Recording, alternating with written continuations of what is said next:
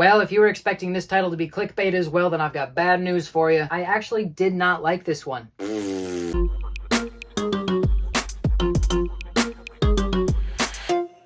Howdy, I'm Kurt Williams, and today we're looking at issue 1 of Absolute Superman by Jason Aaron and Rafa Sandoval. I loved Absolute Batman issue 1, and Absolute Wonder Woman issue 1 was pretty good. This one, kinda underwhelming. Part of the problem, I think, is that my expectations were pretty high, because after Absolute Superman, I was expecting these Absolute titles to be like the coolest Elseworld series of DC titles ever. And I'm normally a big fan of Jason Aaron, especially his work at Marvel, but also a lot of his independent stuff as well. Though his work on Once Upon a Time at the End of the World was a little bit of a miss for me. I didn't really get it, and I made the mistake of telling him that when I saw him at Dragon Con this year, and then I immediately looked really stupid when I realized that I had not even finished the series. So if you're watching this, Jason Aaron, I am aware of how stupid I looked that day. But other than that series, which I still think is kind of a miss, honestly, I think Aaron is a great veteran writer. He knows what he's doing with a narrative. He's good at character building and setting building. He can write really good stories. But this just isn't impressive to me. Keep in mind, I'm not the biggest fan of Superman. I've read some of the really good stuff like All-Star Superman by Morrison,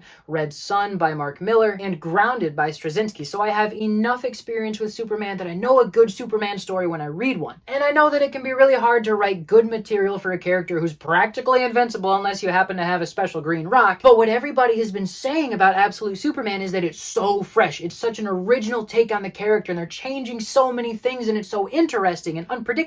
And I think that that's kind of silly. On the off chance that you have not yet read the issue, here's what happens. We get introduced to this different kind of Krypton that has a very rigid class system where some people are in the Science League and they're considered like the wealthy, the elite, and you have a bunch of laborers who work in the fields and the mines and whatever else. And people have to wear the symbols of their class on their chest, which is like a literary device out of 1935. Krypton is dying, and Superman's father is a great scientist who knows it is dying, so he has to get his son off the planet. But the difference is he's not an actual League of Science guy. He got kicked out of the League of Science because he had ideas that were actually good, and instead he works as a laborer in the mines. Skip ahead to present-day Earth, we have a bunch of laborers in Brazil working in this diamond mine, but it's got a bunch of asbestos in there, so it's deadly, but the workers are getting paid like triple their wages to go and get the stuff because the corporation that hired them is super greedy. It's not a cliche if they're not dressed like Nazis, it's original! And oh, would you look at that? The workers go in to start mining, and it turns out somebody's already done all the work, and now they can just go home and get paid without having to do any hard work or dying. Then a bunch of soldiers show up, and they fight this new Superman, and he's got this talking suit that came from Krypton with him, and it's kind of like a Jarvis to Iron Man, or whatever it is that Booster Gold has. I don't know.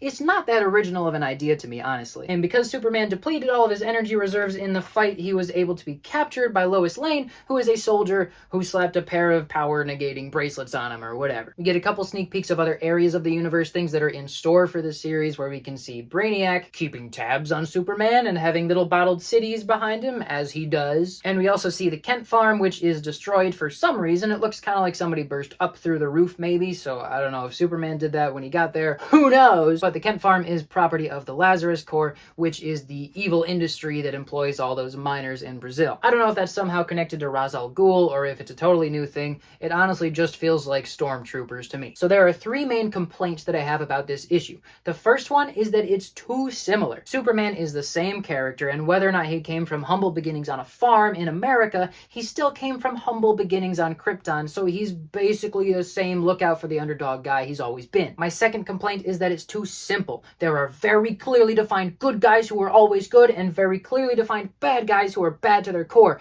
and that is just cliche and overly simple, and I just can't get interested in it. My third complaint is that it's too safe. I feel like there aren't any creative risks being taken. You remember how mad everybody got the first time this image of Batman was released, and everybody was pissed about the stupid rectangle on his chest? Well, it turned out that was a bat axe, and it's pretty freaking sick. The amount of style and personality that was infused into that first issue of Absolute Batman is nowhere to be found in the first issue of Absolute Superman. It's bland, just another Superman story. It's good, but it's just like any other good DC title from like 2008. It does not feel like Absolute Superman is on the front line of what comics are becoming. Also, the main internal conflict, the real character development arc that we're gearing up for in this series, seems to be the argument of some planets are not worth saving. And that's an argument posed to Superman by his super suit. So it seems like Superman is already convinced that some planets are worth saving, even if they're trying to harm themselves in the process. So I don't see what character arc we're supposed to see from him in that regard,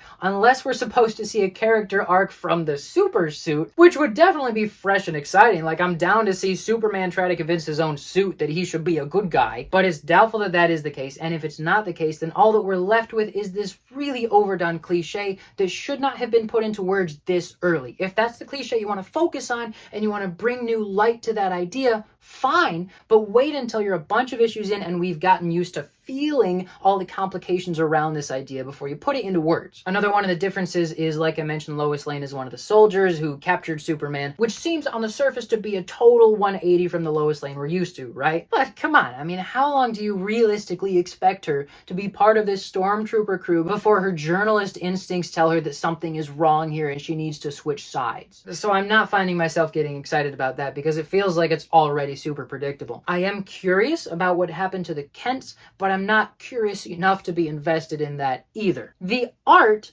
is actually pretty good. This is my first time reading anything with Sandoval's art that I know of, and it's pretty good. You know, it's like a cross between Epting and J.G. Jones, who did Final Crisis, and maybe it's the colorist doing this, but I get little hints of Greg Land in there sometimes. But I think it follows a trend of DC artists that I've noticed for a while, where they have good artists who are good at drawing things the way they are, not so much drawing things the way they feel or in a unique, fresh, exciting, dynamic way. I love all the artists who went over to Ghost Machine recently, like Yvonne Reese and Jason Fabok, who have that really detailed, kind of gritty, anatomically correct look, and that's kind of a trademark of DC Comics, or at least it was for a while. But the majority of the time with DC art, they're not focused on pushing the boundaries of graphic media. They just want it to be clean and easy to understand. And that's fine, but it's not exciting. So after all of that complaining, I don't want you to think that I think it was absolute garbage. I think it was absolutely underwhelming, but it wasn't bad. I will probably continue to collect it, at least for the next few issues, but it's not going to be the most exciting thing I'm buying. I mean, there's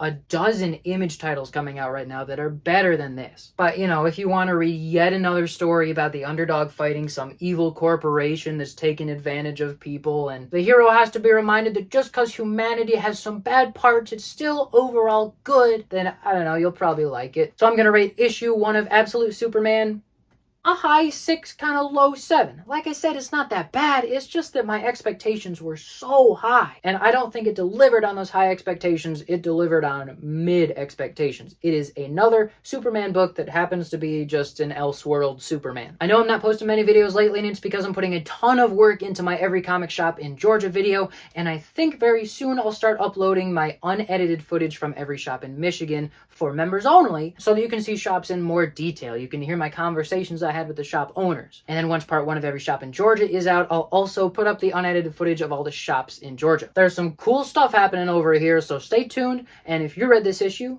what do you think?